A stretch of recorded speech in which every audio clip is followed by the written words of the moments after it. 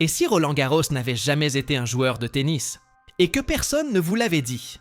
Chaque année, des millions de personnes vibrent devant ce tournoi mythique, sans jamais se demander qui était vraiment l'homme dont il porte le nom. Car derrière la terre battue, les projecteurs et les trophées, se cache une histoire oubliée. Une histoire de guerre, de ciel et de mémoire. Le véritable Roland Garros n'a jamais tenu de raquette. Il était pilote.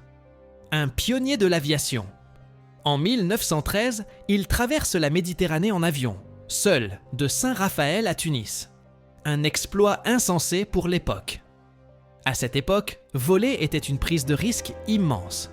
Les appareils étaient fragiles, instables. Chaque vol pouvait être le dernier. Et pourtant, Garros le fait. Il devient un héros médiatique, un symbole de modernité. On imprime son visage sur des journaux. On vante son courage. Il incarne l'homme nouveau, tourné vers le ciel. Puis vient la guerre. Il s'engage comme pilote militaire. Très vite, il met au point un système ingénieux.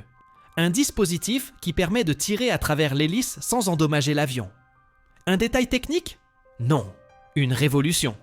C'est le début de la chasse aérienne moderne. Mais en 1915, il est abattu et capturé. Il passe 3 ans en captivité avant de réussir une évasion spectaculaire. Il retourne au combat. Il aurait pu s'arrêter là, mais il remonte dans un cockpit. Et en octobre 1918, il est tué en mission, à seulement 30 ans, quelques jours avant l'armistice. Mais ce que vous allez entendre jusqu'à la fin pourrait bien tout remettre en question. Car 10 ans plus tard, en 1928, la France construit un nouveau stade pour accueillir la Coupe Davis. Et plutôt que de lui donner le nom d'un grand joueur, le président du stade français, Émile Lezieur, impose celui de Roland Garros. Officiellement, un hommage. Officieusement, un choix personnel. Garros était son ami proche. Il aurait fait cette promesse, dit-on, de faire vivre son nom. Mais alors, pourquoi ce silence autour de sa véritable identité? Pourquoi un aviateur pour un stade de tennis? Si ce genre d'histoire vous intrigue autant que moi, pensez à vous abonner et à activer la cloche. Parce qu'ici, on explore ce que d'autres préfèrent ne pas raconter. En creusant un peu plus, certains historiens remarquent une coïncidence troublante. Associer un héros militaire à un temple du sport, n'est-ce pas une façon d'imprimer la mémoire nationale dans la culture populaire? Un moyen d'honorer l'héroïsme sans avoir à l'enseigner?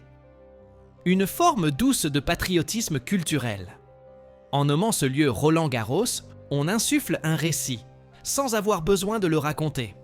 Et le public répète ce nom, sans vraiment savoir ce qu'il signifie. C'est peut-être là le plus grand paradoxe. Roland Garros est devenu plus célèbre après sa mort. Mais célèbre pour quelque chose qu'il n'a jamais fait. Ce n'était peut-être qu'un détail, mais un détail qui oriente la mémoire. Un nom que l'on répète chaque année sans plus penser à l'homme. Et si ce nom était devenu un outil de mémoire passive? Un moyen d'associer le sport, la fierté nationale et le sacrifice sans jamais prononcer le mot guerre? Et si on avait tout mal interprété depuis le début? Aujourd'hui, Roland Garros est une marque, un lieu, un trophée. Mais dans cette gloire moderne, le visage de l'aviateur s'efface. Et pourtant, derrière chaque coup droit, il y a peut-être une mémoire enterrée, comme un murmure oublié, dans le vacarme des applaudissements. Certains noms ne sont pas choisis pour ce qu'ils rappellent, mais pour ce qu'ils effacent. Une figure héroïque, dépolitisée, décontextualisée, que l'on brandit sans plus la connaître. Mais peut-être faut-il revenir à l'essentiel. À cette époque, la France sortait meurtrie de la Grande Guerre. Le pays avait besoin de héros, de figures qui incarnent le courage, la grandeur, le sacrifice. Mais aussi de lieux qui rassemblent, qui permettent d'oublier. Le sport, en pleine ascension, devenait un vecteur d'unité nationale.